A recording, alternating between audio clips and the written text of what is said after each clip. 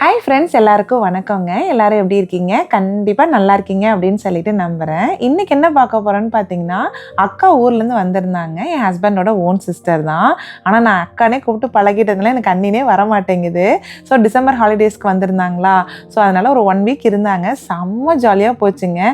தினமும் காலையில் மதியம் விதவிதமாக செஞ்சு சாப்பிட்டுட்டே தான் இருந்தோம். ஆனால் வேலை செய்கிற அலுப்பே சுத்தமாக தெரியலைங்க சேர்ந்து செய்கிறனால. இன்றைக்கி காலை நான் எந்திரிக்கிறதுக்கு முன்னாடியே அக்கா எந்திரிச்சு ராகி மாவில் தான் வந்து சப்பாத்தி போடலான்னு மாவு பிசைஞ்சு வச்சுருந்தாங்க. நான் ராகி மாவில் சப்பாத்தியே பண்ணதில்லைங்க. ஆனால் ரொம்ப நல்லா வந்திருந்தது. அக்கா என்ன பண்ணாங்கன்னா, பாத்திரத்தில் வந்து தண்ணி நல்லா கொதிக்க வச்சுங்க, அதில் வந்து ராகி மாவு போட்டு நல்லா சப்பாத்தி மாவு மாதிரி பிசைஞ்சு வச்சுட்டாங்க. அதுக்கப்புறம் ஆஸ் யூஷுவல் வந்து நம்ம சப்பாத்திக்கு தேய்ப்போம் இல்லைங்களா, அதே மாதிரி தான் தேய்ச்சி எடுத்து போட்டாங்க.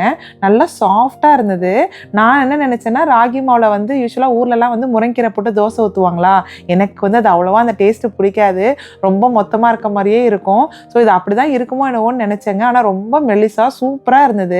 இதுக்கு வந்து குருமா பார்த்தீங்கன்னா, உருளைக்கிழங்கு குருமா தாங்க வச்சுருந்தாங்க. ரொம்ப நல்லா இருந்தது. அக்கா வந்து பார்த்தீங்கன்னா சூப்பராக சமைப்பாங்க. அவங்க வந்து அந்த சமைக்கிறதாகட்டும், சாப்பிட்றதாகட்டும் எல்லாமே வந்து ரொம்ப ரசித்து தான் பண்ணுவாங்க.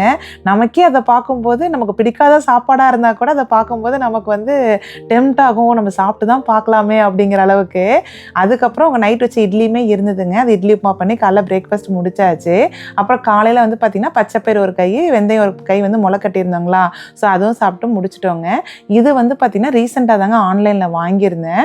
2 in a பேக் தான் வரும். ஸ்ப்ரவுட்டட் ஜாருங்க, கிளாஸில் தான் இருக்குது. நம்ம வந்து பச்சைப்பயிறு நமக்கு என்ன பயிர் முளை கட்டணுமோங்க, அதை வந்து ஃபஸ்ட்டு போட்டுட்டு தண்ணியில் வந்து இதிலே ஊற வச்சுக்கலாம். ஊறினதுக்கப்புறம் ஓவர் நைட் ஊறினதுக்கப்புறங்க அதை அப்படியே நம்ம அப்சைட் டவுனாக திருப்பி வச்சிட்டோம்னா அதில் இருக்க தண்ணி எல்லாம் வடிகட்டிடும். அதுலேயே ஒரு ஸ்டாண்டு வேறு கொடுத்துருக்காங்களா, ஸ்லாண்டிங்காக வைக்கிற மாதிரி. கரெக்டாக பார்த்திங்கன்னா 2 டேஸ்க்குள்ளேயே முளை சூப்பராக கட்டிடுதுங்க. நாங்கள் வந்து பச்சைப்பயிரும் வெந்தயமும் தான் போட்டிருந்தோம். ரொம்ப நல்லா கட்டியிருந்ததுங்க. ஏன்னா நம்ம அன்னன்னைக்கு நம்மளால் வந்து முளை கட்டுறது வந்து போட முடியாது. ஏன்னா இது பார்த்திங்கன்னா 3 டே ப்ராசஸ் இல்லைங்களா. ஸோ நாங்கள் என்ன பண்ணோம்னா, மெஷரிங் கப்பில் வந்து ஒரு கப்புங்க, 1 கப்பு பச்சைப்பயிறு, 1 கப்பு வெந்தயம்னு சொல்லி தனித்தனி பாட்டிலில் ஊற வச்சுட்டு இந்த மாதிரி எடுத்து ஸ்டோர் பண்ணி வச்சுக்கிட்டோங்க. தினமும் காலையில் பார்த்திங்கன்னா வெறும் வயிற்றில் வந்து 1 கை பச்சைப்பயிரும் 1 கை வெந்தயமும் சாப்பிட்டோம். ஏன்னா வெந்தயம் மட்டும் தனியாக சாப்பிட்டா கொஞ்சம் கசக்கிற மாதிரி இருந்தது. இது ரெண்டும் ஒன்றா சேர்த்து சாப்பிடும்போது ரொம்ப நல்லா இருந்ததுங்க. அது இது கூட கருப்பட்டி வச்சு சாப்பிட்டா இன்னுமே டேஸ்ட்டு சூப்பராக தான் இருந்தது. இந்த டைம் தான் அக்கா வந்துட்டு வெந்தயம் ஊற வச்சு சாப்பிட்டா உடம்புக்கு நல்லது அப்படின்னு சொல்லிட்டு அவங்க தான் அதை போட்டு வச்சுருந்தாங்க. யூஸ்வலாக வந்து பார்த்திங்கன்னா பச்சைப்பயிரும் சன்னாவும் சாப்பிடுவோம். பட் இது வந்து ரொம்பவே நல்லா வந்திருந்ததுங்க. சாப்பிட்டு முடிச்சுட்டு சரி பாத்திரம்லாம் விளக்கி வச்சுட்டு அப்புறம் ஃப்ரெஷ்ஷாக வந்து லஞ்சுக்கு வந்து ஆரம்பிக்கலாம் அப்படின்னு சொல்லிட்டு தான் பிளான் பண்ணியிருந்தோம். ஆனால் பாத்திரம் மட்டுங்க உரம்பரை இருந்தாலும் சரி இல்லைனாலும் சரி எப்படி தான் சேருதுன்னே தெரியலிங்க. அது பார்க்கல அத்தனை பாத்திரம் சேர்ந்துட்டே தான் இருக்குது. அம்மா சொல்லிக்கிட்டே தான் இருப்பாங்க, நீ நிறைய பாத்திரம் வச்சுருக்கேன்னு நினைக்கிறேன், அதான் இவ்வளோ பாத்திரம் சேருது அப்படின்ட்டு. பட் அது எப்படியோ சேர்ந்துருதுங்க. நம்ம குழம்புக்குன்னு ஒரு கரண்டி எடுப்போம், அப்புறம் மறுபடியும் எடுத்து சிங்கில் போடுவோம், மறுபடியும் இன்னொரு கரண்டி எடுப்போம். ஸோ இப்படியே தாங்க சேர்ந்துருது. பட் அக்கா எல்லாம் இருந்ததுனால வந்து 2 பேரும் மாற்றி மாற்றி ஆளுக்கு ஒரு வேலையாக செஞ்சுட்டோம். மதியத்துக்கு வந்து பார்த்திங்கன்னா நேற்று நைட்டு தான் வந்து நான்வெஜ் வந்து வாங்கலான்னு சொல்லிட்டு மீட் ஷாப் போயிருந்தாங்க. இந்த நெத்திலி மீன் இருக்கு இல்லைங்களா, நம்ம ஊர் நெத்திலி மீன், அது கிடச்சிது. சரி அதில் வந்து மீன் குழம்பு வைக்கலாம் அப்படின்னு சொல்லிட்டு வாங்கிட்டு வந்துட்டோம். ஏன்னா மீன் குழம்புனா நம்ம முதல் நாளே வச்சுட்டோம் அப்படின்னா அடுத்த நாளைக்கு வந்து சாப்பிட்றதுக்கு ரொம்ப நல்லா இருக்குங்க. அப்புறம் வந்து பார்த்திங்கன்னா ஷ்ரிம்ப்பு, அப்புறம் லிவர் வந்து வாங்கியிருந்தாங்க. லிவரும் கிட்னியும் முதலெல்லாம் வந்து பார்த்திங்கன்னா லிவரும் கிட்னியும் ஒரே பேக் பண்ணி தான் வித்துட்டு இருந்தாங்க. இப்போ வந்து தனித்தனி பேக்காகவே விற்க ஆரம்பிச்சிட்டாங்க. அப்புறம் சிக்கன் வந்து பார்த்திங்கன்னா தைஸ் தான் வாங்கியிருந்தோம். என்னோட குட்டிக்கு வந்து பார்த்திங்கன்னா அக்காவோட பிரியாணி வந்து ரொம்ப ரொம்ப பிடிக்கும். ஏன்னா அவன் வந்து ஃபஸ்ட்டு பிரியாணி சாப்பிடாமையே தாங்க இருந்தான். அக்கா வந்து ஃபஸ்ட் டைம் பிரியாணி செய்யும்போது அவனுக்கு ரொம்ப பிடிச்சி போச்சு. அதனால் சாப்பிடும்போதே கேட்பான், சவியத்த பிரியாணியா மம்மி அப்படின்னு கேட்டுட்டு தான் வந்து சாப்பிடவே ஆரம்பிப்பான். அவ்வளோ பிடிச்சிருச்சு. ஸோ அதனால் அக்கா எப்போ இங்கே வந்தாலும் சரி, நாங்கள் அக்கா வீட்டுக்கு போனாலும் சரி, கண்டிப்பாக பிரியாணி வந்து இருக்குங்க.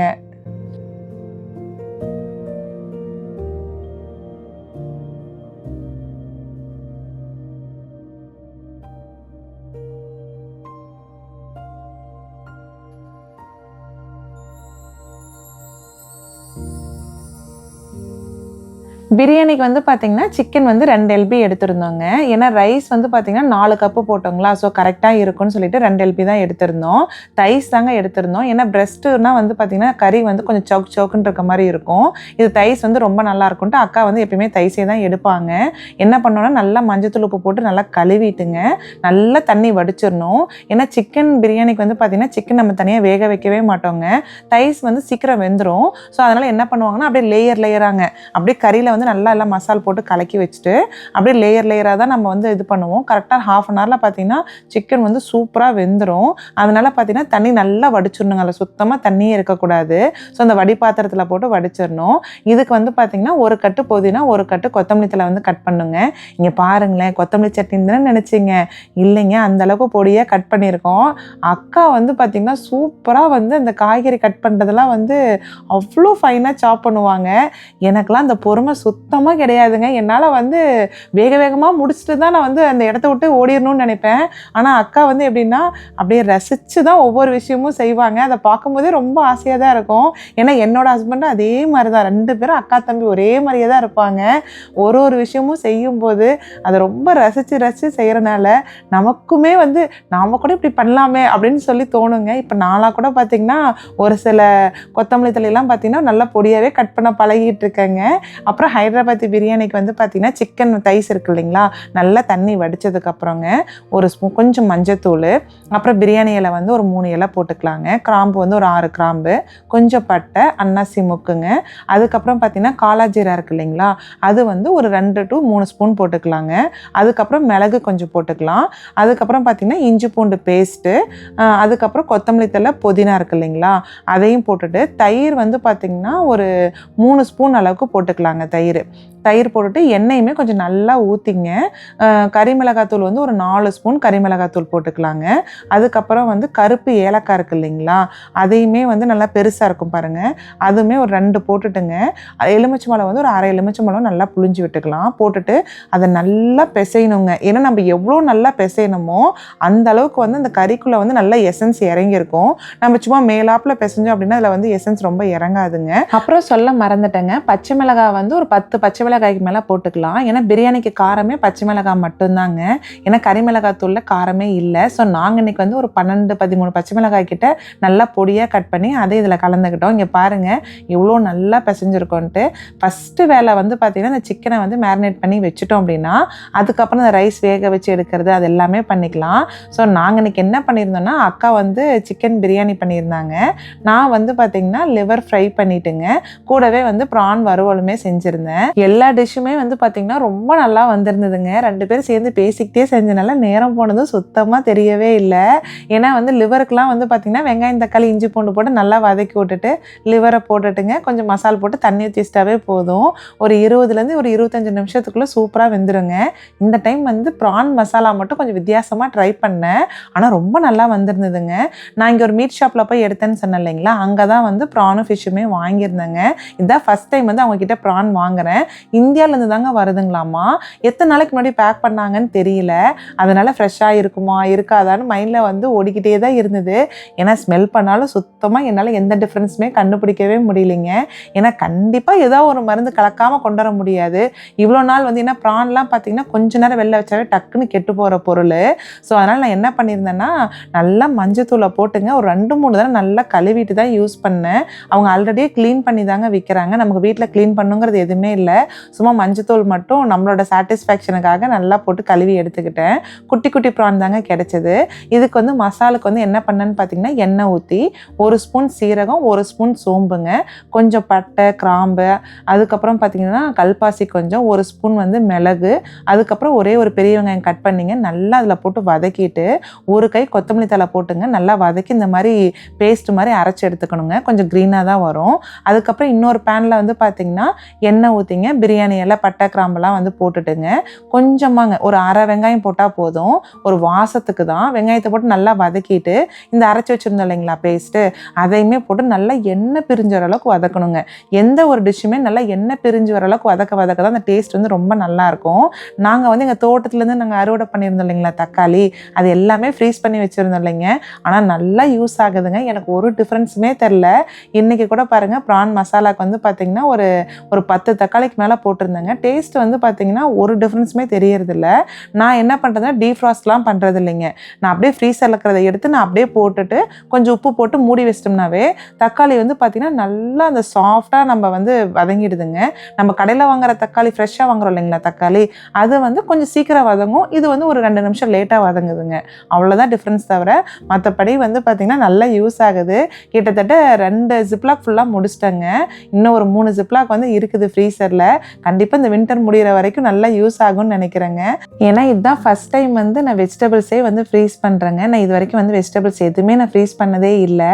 அதுவும் தக்காளி வந்து இந்த டைம் நிறைய வந்திருந்ததுங்களா, ஃப்ரெண்ட்ஸுக்குமே நிறைய கொடுத்துருந்தோம். கொடுத்தது போக சரி ஃப்ரீஸ் பண்ணி தான் வச்சு பார்க்கலான்னு தான் வச்சு பார்த்தோம். ஆனால் ரொம்ப நல்லாவே இருக்குதுங்க. ஸோ வந்து பார்த்திங்கன்னா நெக்ஸ்ட் இயருக்கும் நான் கண்டிப்பாக ஃப்ரீஸ் பண்ணுறதுக்கு தகுந்த மாதிரி தான் வந்து தோட்டத்தில் போடணும்னு நினைக்கிறேங்க. ஸோ இது சொல்ல மறந்துட்டேன் பாருங்கள். ஷ்ரிம்பில் வந்து இஞ்சி பூண்டு பேஸ்ட்டு அந்த வெங்காயம் வணக்கும் போதே போடணுங்க, நான் மறந்துட்டேன் சொல்கிறதுக்கு. அதுக்கப்புறம் தக்காளி நல்லா வதங்கினதுக்கு அப்புறங்க கறிமிளகாத்தூள் 2 ஸ்பூனு, குழம்புமிளகாத்தூள் 1 ஸ்பூன் போட்டுட்டுங்க நல்லா எண்ணெய் பிரிஞ்சுற அளவுக்கு வதக்கிட்டு இந்த ஷ்ரிம்பையும் போட்டுட்டுங்க நல்லா ஒரு பெரட்டிட்டுங்க மூடி வச்சிங்கன்னா ஒரு 10 நிமிஷத்தில் வெந்துடும். ஏன்னா ஷ்ரிம்ப் வந்து ரொம்ப நேரம் வேகணும்னு அவசியம் இல்லைங்க. ஃபைனலாக பார்த்தீங்கன்னா கொஞ்சம் மிளகுத்தூள் போட்டுட்டுங்க கொத்தமல்லி தழை போட்டு இறக்கிடலாம். அவ்வளோதாங்க. ரொம்ப நல்லா வந்திருந்தது, சாஃப்டாகவே தான் இருந்ததுங்க. அடுத்தது பிரியாணிக்கு பார்த்தீங்கன்னா ஆல்ரெடி சிக்கன் வந்து மசால் போட்டு ஒரு 20 நிமிஷத்துக்கிட்ட ஆயிடுச்சுங்க. இன்னொரு பாத்திரத்தில் தண்ணி ஊற்றிட்டு கொஞ்சம் பட்டரு, அதுக்கப்புறம் பட்டை, கிராம்பு, ஏலக்காய், கொஞ்சம் பிரியாணி இலை போட்டுங்க நல்லா தண்ணி கொதிச்சதுக்கப்புறம் அதில் வந்து 4 கப்பு பாஸ்மதி ரைஸுங்க. கொஞ்சம் முன்ன பின்ன போட்டுக்கலாம், ஏன்னா நம்ம தனியாக தான் பாயில் பண்ணி எடுக்கிறோங்களா, ஸோ அதனால் பிரச்சனை இல்லைங்க. தண்ணி நல்லா கொதிச்சதுக்கப்புறங்க இதில் வந்து அரிசியை வந்து போட்டுக்கணும். அரிசி ஊற வைக்கணும்னு அவசியம் இல்லை. ஸோ இது போட்டுட்டுங்க டான்ஸிங் ஸ்டேஜ்னு சொல்லுவாங்க அக்கா. எனக்கு வந்து இந்த டான்ஸிங் ஸ்டேஜ்னால் என்னன்னே தெரியல. அப்புறம் தான் சொன்னாங்க அந்த தண்ணியில் வந்து பார்த்திங்கன்னா அந்த அரிசி வந்து மேலே ஒரு பக்கமாக வந்துகிட்டே இருந்ததுங்க, அது ஆடிக்கிட்டே இருந்தது. அதுதான் டான்ஸிங் ஸ்டேஜிங்களாமா. நம்ம வந்து ரைஸை எடுத்து அழுத்தி பார்த்தோம்னா அது வந்து 2ஆக உடையிற அளவுக்கு இருக்கணுங்க. ஸோ அந்த ஸ்டேஜ் வந்தால் போதும். ஏன்னா நம்ம தம் போடும்போது கிட்டத்தட்ட 1/2 மணி நேரம் வேகுங்களா, ஸோ அதுலேயே கொஞ்சம் நேரம் வெந்துடும். இங்கே பாருங்களேன், அரிசி வந்து நல்லாவே வெந்துருச்சு. சாதம் வந்து இந்த மாதிரி நசுக்கும் போது இந்த மாதிரி சாஃப்டாக இருக்குது இல்லைங்களா. ஸோ இதுதாங்க கரெக்டான பதம். என்ன பண்ணணும்னா நம்ம வந்து கொலாண்டரில் போட்டு நல்லா ஃபில்டர் பண்ணி எடுத்துக்கலாங்க. குங்குமப்பூ வந்து பார்த்திங்கன்னா கொஞ்சம் வந்து தண்ணியில் வந்து ஆல்ரெடி ஊற வச்சுருந்தோம், பச்சை தண்ணியிலே ஊற வச்சுக்கலாங்க. நெக்ஸ்ட்டு குக்கரில் வந்து இப்போ லேயராக போட்டுக்கலாம். சிக்கன் மசால் போட்டு வச்சுருந்தேன் இல்லைங்களா, ஃபஸ்ட்டு வந்து எல்லா சிக்கனையுமேங்க அடியில் வந்து போட்டுடலாம். ஏன்னா சிக்கன் வேகலை இல்லைங்களா, ஸோ எல்லாத்தையுமே பேஸில் போட்டு நல்லா குத்தி விட்டுட்டுங்க அதுக்கு மேலே வந்து இந்த ரைஸ் வேக வச்சுருந்தோம் இல்லைங்களா, அதை வந்து ஃபுல்லாக ஃபில் பண்ணிக்கலாம். இந்த குக்கரோட குவான்டிட்டி பார்த்திங்கன்னா 7.5 லிட்டர் குக்கருங்க. இது வந்து 4 கப் ரைஸுக்கு 2 LP சிக்கனுக்கு கரெக்டாக இருக்கும். ரைஸை வந்து ஃபுல்லாக போட்டுட்டுங்க அதுக்கு மேலே குங்குமப்பூ வந்து தண்ணியில் ஊற வச்சுருந்தோம் இல்லைங்களா, அதை வந்து மேலாப்பில் ஊற்றினா போதும். நம்ம தண்ணி இதுக்கெலாம் எதுவுமே ஊற்ற தேவையில்லைங்க, இதுவே கரெக்டாக இருக்கும். ஸோ குக்கர் மூடிட்டுங்க ஃபஸ்ட்டு வந்து ஒரு 10 நிமிஷம் வந்து ஹை ஃப்ளேமு, அதுக்கு அடுத்த 10 நிமிஷம் வந்து மீடியம் ஃப்ளேமுங்க, அதுக்கு அடுத்த 10 நிமிஷம் வந்து சிம்மில் வச்சுக்கலாம். நீங்கள் வந்து இது வைக்கும்போது விசில் வந்துருச்சுனாலும் தப்பு இல்லைங்க, இதுக்கு வந்து விசில் விடணும்னு அவசியம் இல்லை, இது அப்படியே வெந்துடும். இது எப்படி இருக்குன்னு பார்த்தீங்கன்னா அந்த சிக்கன் வந்து அடியில் இருக்கிறது மட்டும் ஒரு லேயர் வந்து குக்கர்லேயே அடி பிடிச்ச மாதிரி இருக்குங்க. அது எப்படின்னா நம்ம கிரில் பண்ணுவோம் இல்லைங்களா, சிக்கனு கிரில் பண்ணும்போது அந்த ஸ்மோக்கி ஃப்ளேவரோட சாப்பிட்றதுக்கு வந்து ரொம்ப நல்லாயிருக்கும் இல்லைங்க. ஸோ அதே மாதிரி தான் இது கரெக்டாக பார்த்தீங்கன்னா ஒரு 1/2 மணி நேரம் ஆயிடுச்சுங்க. சாதமே ரொம்ப நல்லா வெந்துருச்சு. நாங்கள் வந்து எப்பயுமே இந்த குக்கரை ஓப்பன் பண்ணும்போது அடியில் பிடிச்சிருக்கான்னு சொல்லி தான் பார்ப்போம். ஏன்னா எப்பயுமே வந்து பார்த்திங்கன்னா அந்த அடியில் பிடிச்சிருந்ததை வந்து நம்ம அந்த எடுத்து சாப்பிட்றது வந்து ரொம்ப நல்லாயிருக்கும் டேஸ்ட்டு. இன்றைக்குமே பார்த்திங்கன்னா அடியில் வந்து ஓரளவுக்கு பிடிச்சிருந்ததுங்க. எல்லாமே போட்டுட்டு ஒரு கலரி விட்டுட்டோங்க. ஏன்னா மேலே வந்து ஒயிட் ரைஸாக இருந்தது இல்லைங்களா, ஸோ அவ்வளோதாங்க. பிரியாணி வந்து சூப்பராக ரெடி பண்ணியாச்சு. கனிக்குட்டிக்கு தாங்க பிரியாணியை பார்த்தோன்னே அவ்வளோ சந்தோஷமாயிடுச்சு. இந்த பிரியாணி தான் அவன் ஃபஸ்ட்டு சாப்பிட்ட பிரியாணிங்க. இரு சொல்லு. முகத்தில் பார்த்தீங்களா எவ்வளோ சந்தோஷம்னு சொல்லிட்டு, பிரியாணினாவே பிடிக்காம இருந்தாங்க. இப்போ வந்து அக்காவோட பிரியாணி சாப்பிட்டு பிடிச்சி போய் இப்போ எப்போ பிரியாணி செஞ்சாலும் சவியத்தை பிரியாணியா அப்படின்னு தாங்க ஃபஸ்ட்டு கொஸ்டின் கேட்பான். ஸோ அந்த அளவுக்கு வந்து அவனுக்கு இப்போ பிரியாணி வந்து ரொம்ப பிடிக்க ஆரம்பிச்சிருச்சு. ஸோ இன்றைக்கி வந்து லஞ்ச் பார்த்திங்கன்னா பயங்கர ஹெவி தான்.